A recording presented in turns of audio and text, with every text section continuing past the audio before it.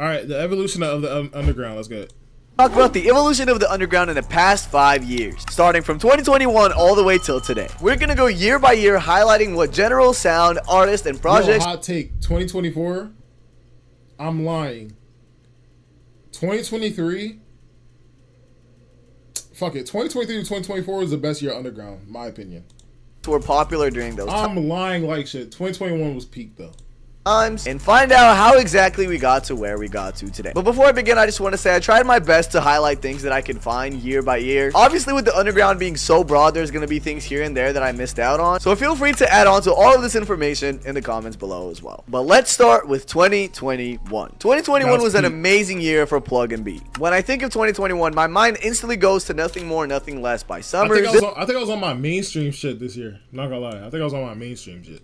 This album kind of has the sound I think of when I think of 2021. It's a very melodic, very pretty sound, very melodic leads, and I think the general sound could be very well encapsulated by One Way by Autumn.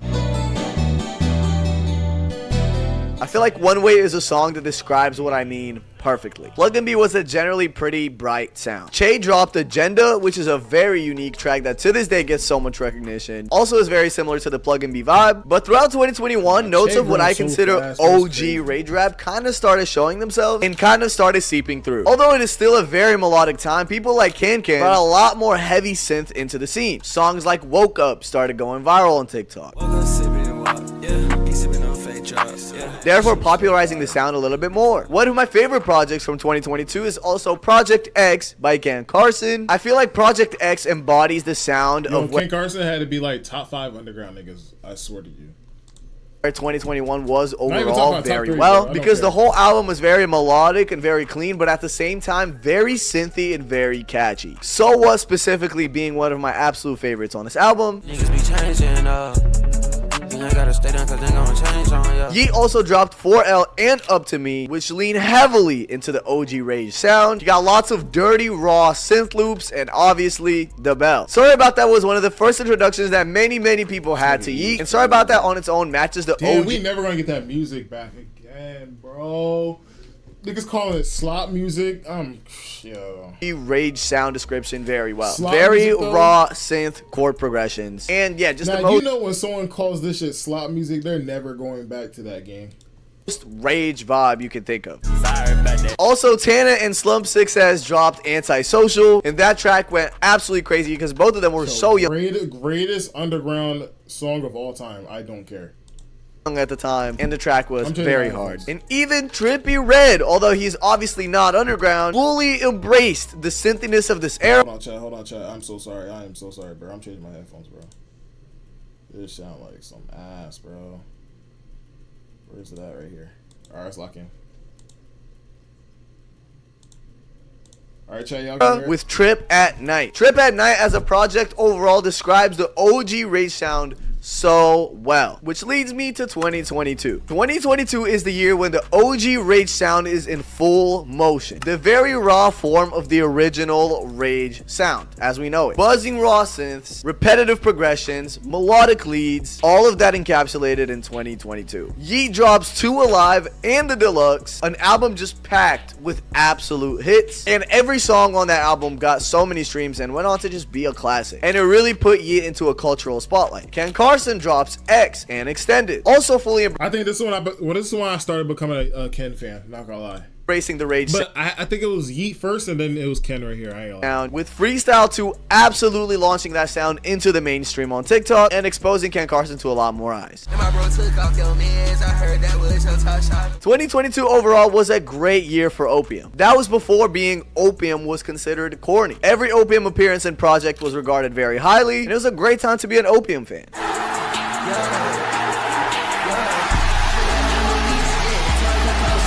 Destroy Lonely dropped No Stop. Bro, look at the crowd back then, bro. Look at the crowd back then and look at this. Just let's just talk about it. All my Ken fans watching this, let's just talk about it, bro. Let's just talk about it, gang. Like genuinely. Oh my god.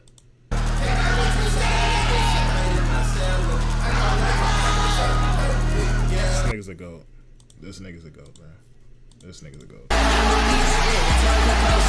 Destroy Lonely dropped No Stylist and No Stylist Ultra. To this day, a project with absolutely zero skips. And this project brought a lot of variety because on one hand, it embraced the synthiness and stuff like that with songs like Veteran, but also expanded on this album with a beautiful sample on Crystal Castle and embracing the guitar melodies more on his beats. And with people embracing the rock and punk influence even more, Homicide Gang absolutely delivered on that with Homicide Lifestyle in 2022, with many songs based on guitars, whether electric or even acoustic. Opium was on an insane run. How I feel about Homicide Gang? I don't know. In 2022. Hard Rock was also one of the artists that very well embraced that rock influence with his EP Slatty Dawn and with Feel Alive going absolutely crazy. Which leads me to 2023 and the very, very raw form of OG. I think this had to be one of my favorite years of underground. It was this year in 2024. I don't care. Rage with all this sin is slowly getting taken over by bass. And it felt like Osama-san and Ken Carson were pushing that bass envelope the most and were really pushing the speaker destroying distorted bass into the scene more. The year started off with Ken Carson dropping I Need You in early 2023 and then later dropping a legendary project called A Great Chaos, which at the time of this no misses, by the way. Zero misses. I don't care. Recording has just hit. There's a couple albums where I'll say there was like no misses, but A Great Chaos, I ain't like, this might be random, but Tame Impala album, there was no misses on that one. And fuck, I don't know. 2 billion streams on Spotify. Crazy. And when I say bass was taking over, I mean it was taking over. Can't feel shit. I'm popping pills out, yeah. But at the same time, CTSV and XXX by Osama-san started going viral, and Osama-san gets his first shine through Osama season. At the time, he had to deal with a lot of Ken clone allegations, but in late 2023 with Flex Music and the deluxe he drops later on in 2024, Osama-san solidified his place in the underground and defined his sound as a more chaotic, distorted version of Rage, and showed it off more clearly. Both absolutely amazing and great projects. I'm not gonna lie, for me, like being a Ken fan, it was hard to like transfer over Ken's music to Osama. I fuck with Osama, but it's like it was kind of hard like fucking with Osama-san's music during this time. But it's getting a little better for me though. I'm not gonna lie, it's getting a little better for me, but 2023 what it was. However, the jerk scene within the underground was also on the rise too, with people like Netspin, Xavier So Bass, Fresh Boy Swag, Yapo JJ being some of the artists at the forefront of the wave. Netspin specifically gained a lot of buzz with Shine in Peace, We Not Like You, Drank. I'm not gonna lie, me personally, I wasn't really fucking with the early days in the music. I'm gonna keep it a buck with you. It wasn't. Good featuring Osama-san. I started fucking with Net when he dropped Beach Leak, and then his newest project, I'm gonna keep it a buck, his newest project was fire. Most importantly, his 2024 freestyle, which actually dropped in 2023, hence why it's included in this year. But back then, listening to Netspin was considered a thing that only people with trained ears could do. Yapo JJ has also entered the scene with tracks like Hurt My Feelings. Yo, when I tell you, sorry for pausing, but chat, when I tell you, yo, I ain't gonna lie, if you haven't listened to Che, if you are planning on listening to Che, bro, you gotta hear behind the bass, bro. I swear to you, yo. And 1-0, and it's at this point that the underground becomes more than just plug and be and rage, and it's slowly starting to develop out even more. Destroy Lonely drops his If Looks Could Kill album and the deluxe, fully leaving into a guitar heavy production, which most of the songs on this album have, while also at the same time embracing what was popular in the scene with tracks like Money and Sex, still embracing the Rage sound. Yeah. Homicide Gang has also finally dropped Snot or Not. Prior to dropping the album, they had that one very viral Uzi Work snippet, which then also released on this album. And I still wish we got the extended intro on that. Che also drops a project called Closed Captions that includes tracks like Soul and Blueberry Backwood. This album combined trap and this new love for bass all into one project, which made it so much fun to listen to. Closer to the end of the year, Two Hollis also... I think Che's still underground. Keep it a buck. Drops Jeans, which combined EDM and Rage into one. This would be the start of what Two Hollis will expand on in the future as well. Great year for the underground. Lots of different directions starting to take place. Outside of that in general, also a fantastic year. We got Pink Tape and Utopia, so it was a great year. But now with the underground going into all of these directions, we're moving on to 2024, and things are just gonna keep getting crazier here. Netspend, Che, Osama-san, Rich Amiri, Protect, Pretty Fun, Laser Dim 700, Molly Santana, Xavier So Bass, all solidified. I ain't gonna lie, the only reason they made 2024 peak with music was just because of streaming. I don't give a fuck. Streaming in 2024 was so peak, I don't care. themselves more in It just made the scene. Ken Carson became the face of this new bass distorted rage as Opium's most consistent artist with A Great Chaos, and later on dropping A Great Chaos Deluxe in July of 2024. He was touring all over the US with that project and going international with it. And during his Chaos tour, To Hollis was the opener. And To Hollis is a perfect bridge between I haven't listened to one To Hollis song. I'm keeping it back with you. EDM and rage. With singles like Trauma and Gold, To Hollis was able to pave a new way for himself and a lot of artists to come to combine two genres in one in a way that sounds hard and has the crowds turn.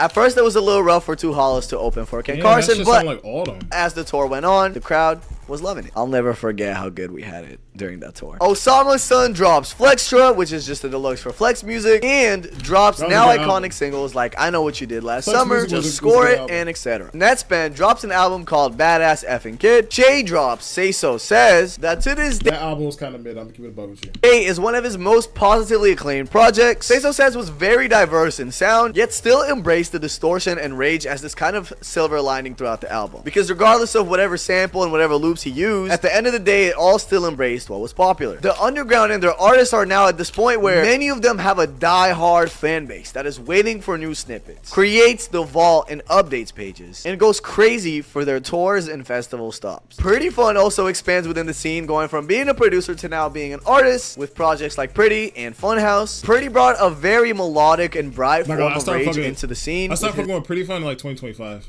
His beats and production being so bright and happy, as well as his cover art. Pretty Fun didn't try to be mysterious and dark. Instead, he embraced color and fun, and it fit him well, and it made him stand out so much. Netspend, Evil Gianni, Xavier So Bass dropped a collab called 40, which also went to be one of the soundtracks of 2024. And we can't talk about 2024 without mentioning the run that Ian went on when he took over the scene by storm, with tracks like Magic Johnson, Airbnb, Never Stop, Grand Slam. This insane run just needs to be studied. Ian in 2024 was something different. In December 2024, Nine Vicious dropped Studio Attic with songs like FNN, Tokyo, and Yay. 2025 was bound to be. Nine's growth has to be studied, bro. I feel like Nine has the craziest growth because where the fuck did he come from? Being so dead ass. Like, where did he come from? I respect it though. I dead ass respect it. Like, Nine is like one of my favorite. I don't even, is he underground now?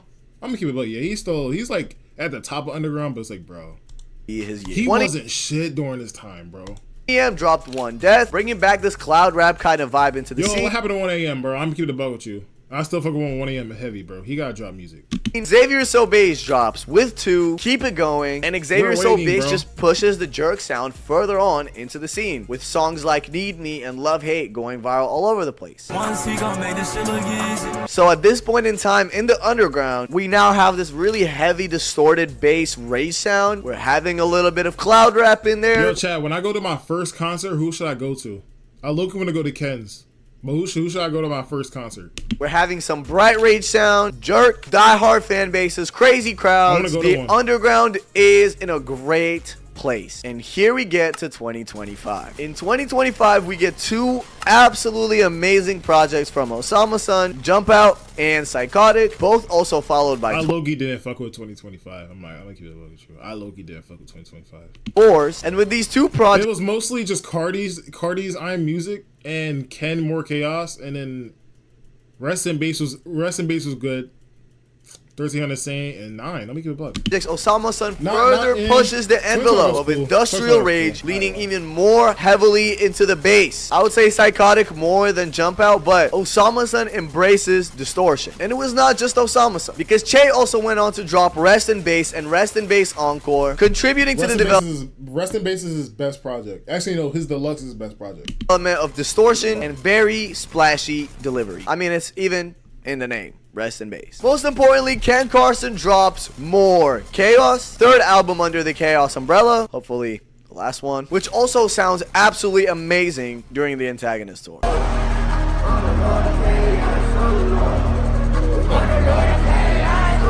Lucy Bedrock drops on Musique, which includes a lot of the distortion I mentioned, but also includes a lot of electronic sound and honestly has great variety. Lucy's sound fits very well with the general direction that Pretty Fun, Two Hollis, Ego Break, and other similar artists have kind of paved into the underground. And at this point, the underground is expanding in many ways beyond sonically, and underground no longer means rage. There's a lot of subsets to it. During 2025, 9 Vicious has seen insane growth, which makes sense because I think he dropped like 1 billion projects that year. Stuff like Before For Nothing, Tumblr Music, Before Tumblr Music. There's just so many. 9 Vicious's general sound relies on sampling, transition, melodic flows, but also does once in a while lean into the typical rage, the typical chaos. But the projects overall feel very... You know what I thought? I feel like 2025 really taught us that producers, not speaking on 9, okay, like 9 got some W-ass producers, but at the same time, I think he's a cool artist. He's a good artist.